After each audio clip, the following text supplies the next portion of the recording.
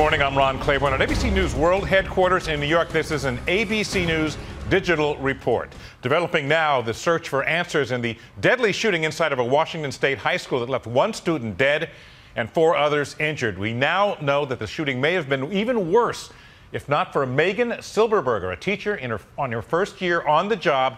She confronted the shooter, 15-year-old Jalen Freiberg, who was armed with a .40 caliber handgun, and she may have distracted him from going after more students. Also this morning, the first high-risk medical worker automatically quarantined upon her return from Sierra Leone in West Africa. Nurse Casey Hickox says she was treated like a criminal when she arrived at Newark International Airport on Friday. This comes as more states are now implementing the new mandatory quarantine guidelines for healthcare workers returning from that part of Africa. And meanwhile, New York Ebola patient Dr. Craig Spencer tells the New York Times he is feeling well, despite entering a more serious phase of his illness. And in Pennsylvania, a possible new lead this morning in the search for suspected cop killer Eric Frein. On the run since September 12th, investigators have descended on a spot in the search zone after a woman spotted what could be an important clue: blood near the chicken coop right in her backyard. ABC's Lindsay Janis interviewed this woman at her home just weeks ago. And have you thought, oh God, what if he's inside the chicken coop, or what if he's inside the shed? Constantly. You worry. At night we lock everything. Everything's locked tight. You know, have you thought about what you'd do if you see him in your backyard?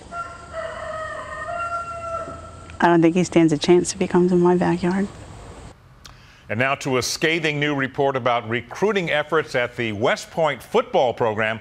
According to documents obtained by the Colorado Gazette, Army football recruiters tried to lure high school student athletes with an alcohol-fueled party, offering them dinner dates with female cadets, as well as a party bus complete with cheerleaders. The military academy tells the Gazette they acknowledged the misconduct, which included underage drinking, and have disciplined 2 coaches and 20 cadets. They also self-reported the violations to the NCAA.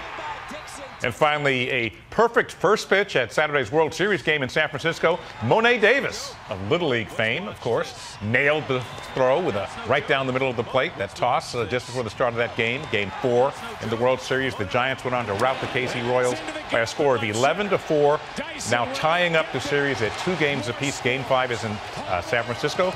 That is later tonight. Now be sure to stay tuned to abcnews.com throughout the day for the latest on these and other top stories, and later on World News Tonight. Thank you for watching this ABC News Digital Report. I'm Ron Claiborne. Enjoy your day.